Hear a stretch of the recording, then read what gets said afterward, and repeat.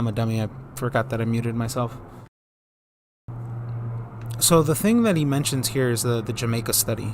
And with the Jamaica study, what he later elaborates in the same video is that, and the connection that I'm making it to my title, which is what came first, the logistics or the demand. Um, because, right, IBM is a solutions company. They're trying to solve logistic problems in whatever way that they were solving them, right? They handled the punch card systems for most locomotives, trains, and all this other sort of stuff. So if they were the ones, they solved the time card issue. They solved the scheduling issue that came with setting up an entire railroad station across not just the U.S., but they also handled the punch card systems of Germany at the time. With that in mind, who financed this and for what reason? Because what he says about the Jamaica study is that they wanted to see if they could reverse engineer to see what Jamaicans were from Jamaica and what Jamaicans weren't from Jamaica. It's like some dude is like, look, I want to be racist, but I want to be really accurate with my statements. And I guess that's why I'm asking, what came first, the logistics or the demand? Like, if IBM's is just a solution company, what were they solving? What was the question or the need that came from this? So let's move forward. For the Third Reich. And once I realized what was going on, I said, wait a minute. One of the things we know about technology is that if it's used well in one area, you don't just stop using it. So after the war, if it's used well in one area, you don't just stop using it. And this goes with everything. Every time I go to the DMV, and the DMV's the place where you get, I shouldn't explain that. The DMV, when you go to the DMV and you look at the computer systems that they're using Windows Vista systems that are connecting to XP systems that are communicating to like an MS-DOS computer system, like a sort of computer system that uses the black and green text. So, right, if it works, why change it? That in technology is, I've heard some horror stories just because I've hanged out, right? When I was going for my certifications, you tend to meet a lot of people that are just, it's a cycling door. They're only there to get the certification and then they leave and then they do whatever job that was required of them. But a lot of them had horror stories where they would go into a business and they'd be like, all right, so what do you want us to do? Oh, we need you to upgrade the systems on here. And we've already had a few people come by. And that, to anybody, is like, whatever, we'll just change your computers. Fuck no, it's not that easy. Sometimes, well, not sometimes, a lot of the times you'll find out that certain hardware can't communicate to other hardware. And the reason for that is because chipsets or certain systems were not up to date, or certain drivers or certain software level stuff would not communicate with the hardware level stuff, and it just becomes a mess. It becomes very difficult to upgrade like older businesses, and in this case, my example was the DMV, and the DMV has been around since the 70s. So you can imagine what sort of computer systems that they just kept stacking on top of one another. I started to question, what did Watson do with this technology? He didn't just mothball it. After he pulled all of these fantastical profits out of Germany, and by the way, bypassed the Allied forces reparation system, which was supposed to pay back to the individuals and countries and regions that had been devastated by the Third Reich reparations. IBM bypassed that, so they never had to pay a cent in reparations. My question was to myself, though, what did Watson do with this technology? He wouldn't have shelved it. Eugenics, the Holocaust, where do you turn next? Well, if you look around the world at what country needed to be able to identify who was and who wasn't in order to subject those who weren't in to unequal and unfair treatment, the logical place to look is South Africa. Oh yeah. He actually goes into the South African and what civil unrest movements. And at this point, I shouldn't say surprised me, but still amazed me, was that IBM was deeply engaged in apartheid in the South African regime. Beginning in the early 1950s, when it supplied...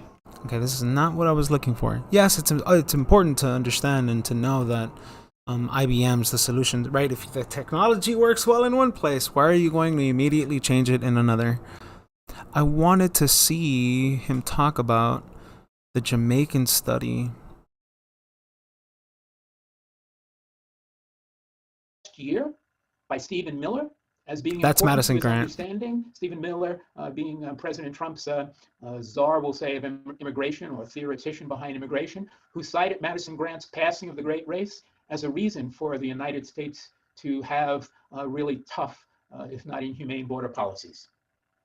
And yeah, he's talking about how when immigrants, right? So if you were, like, let's say, if, when America was first founded, quote unquote, and they started accepting people from across wherever they were coming from, the only people that they would really allow in were people from the Netherlands, Scots, the English.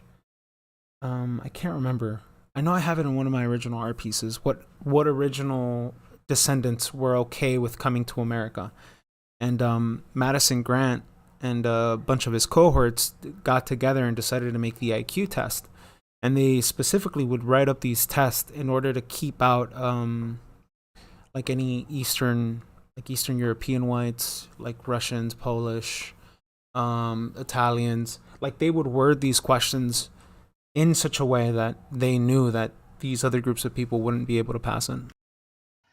Very important figure in eugenics. Another one, Charles Davenport. Davenport ran the Eugenic Record Association out of Cold Spring Harbor on Long Island, just east of New York City. Eugenics attracted the rich and the famous. The Carnegie, for example, like Alexander Graham, the people eugenics ideal, and talked about her work in contraception as, these are her words, culling the weeds of humanity. I was happy to see that after many people, myself included, had written op-ed, I thought that was a very responsible way. Yeah, I don't think I'm gonna be able to find it in a timely fashion. But watching this and his statements on, if the technology works so well in one location, why would you change it? And the reason why that really echoed with me is because it reminded me of just listening to everyone that I studied with when I was getting my certification for computer. What was it? Computer science. For it was like a repair certification for something that I needed for some job at the time. It was like something stupid, but everyone always had the horror story that repeated the same and like through and through again, which was, we came in, they told us to upgrade, we saw what they were dealing with, we walked away. And later, when I worked for LAUSD, which is Los Angeles Unified School District, they always had that story where, yeah, we've tried upgrading our entire infrastructure before, but all that happened was that we spent $7 million and nothing happened. And I was like, what the fuck do you mean you spent $7 million and nothing happened? But that was just, I think there was much more that wasn't necessarily worded there, because it's a school district. And the reason why to me that matters is because my alarm goes off. I put on my tinfoil hat and I start exploring other ideas as to why their network system couldn't be upgraded. And a lot of it has to do with when you set up servers in a very specific way, you can usually trace who did what and what did, and right, you can usually trace what happened to these computer systems. And my assumption is anything that usually relates to school district systems is in the hands of people who don't have the best intentions, is what I'll say. Because, you know what I mean, this goes back all the way to 2016 and all that other stuff. And then Pizzagate and da-da-da, Hillary Clinton, da-da-da. It goes super deep when I think about it. Normal people, you can go back to doing whatever you were doing. So just that statement really echoed with me, which was, if you have a technology and it works really well, why would you change it? And in the Jamaica study, they were just trying to reverse engineer to see how far back this machine could decipher between the descendants who are real Jamaicans and who are African descendant people. And if you know anything about Kamala Harris, there's a reason why her father wrote op-eds. Like he has full dissertations talking about how Jamaicans saw them, like historically Jamaicans see themselves as a very different they don't consider themselves African, and it's like an insult to them. And there's a lot of deeply rooted cultural significance to this, and why eugenics really kind of participated in the Jamaican studies. Oh, and it gets worse, right? Because right, he says that they later turned that technology over to South Africa. But finding that connection of like that corporate America connection of don't care, give me money, I'll do what you want me to do. Like, was the demand that necessary? Like, did you get paid that much? Because he himself, the guy in this discussion, what was his name? I think he's a professor, Clyde Ford. He even describes that like that they would send people ahead of schedule, like specifically for World War II, when they knew that Germany was about to move into various other parts, and when they were about to invade and move forward the front. IBM would send people ahead of time in order to catalog people ahead of time.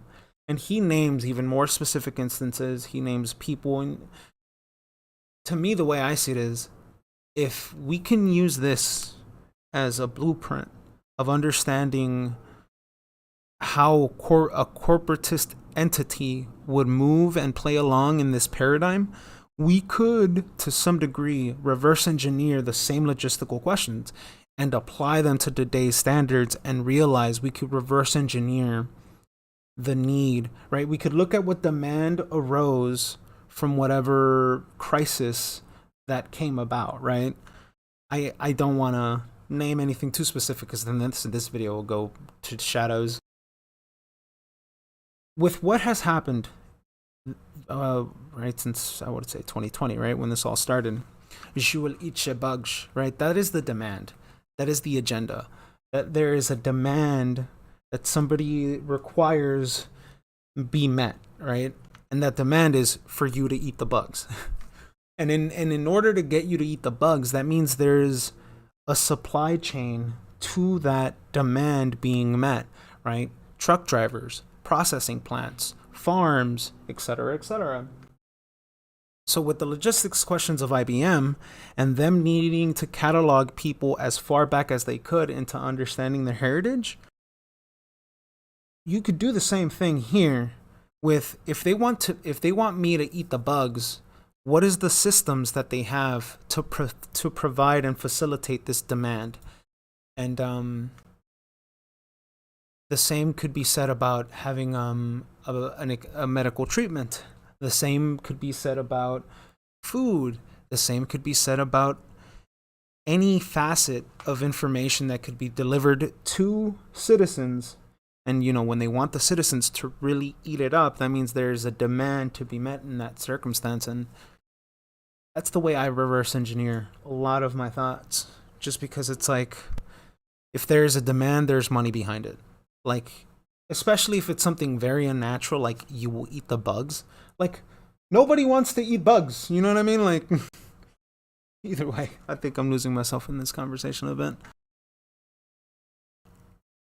But right, what I'm essentially trying to end this with is corporate America or any corporation has a means of disseminating, assimilating, and disseminating. Because these are all processes that could happen within a company. And when a company needs to disseminate information, that means all the employees need to be caught up with this, right? You have group meetings for that. When the company is assimilating with another branch or with another department or any of these other aspects, there's a process to that. So, and you know, you get into the aspects of streamlining, and then you get into the aspect of assembly line sort of stuff. Right, you can reverse engineer those processes, because if the process is that streamlined in order for it to be as efficient as possible, that means there's paperwork. That means there was levels of forethought before it had occurred so that the whole process would be smooth, which is why IBM has a bunch of paperwork. Like IBM was so totalitarian in their efforts in World War II that they even sued European companies for trying to create punch cards for their computer systems. They even wanted a monopoly on the printing systems for their machines. So it's kind of like, well, you fucking dummy, if you didn't go that far, we probably would have never had this much more information on how hell bent you were into cataloging entire slews and waves of Europeans. And that whole thing with me naming this the way I did was, what came first, the logistics or the demand? Because if there was a demand to catalog groups of people and understanding their heritage, what came first? Was that the question? And was that the solution that IBM was trying to solve? Because if that was the solution they were trying to solve, what is the importance of heritages? What's the importance of bloodlines?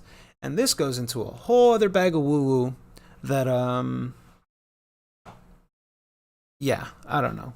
I'll just stop there. But this was Ramirez, and this episode was on technology, the Holocaust, and human rights with Professor Clyde Ford. Not really. This was me more exploring the tinfoil hat aspect of human logistics, and just logistics and demand. What came first, the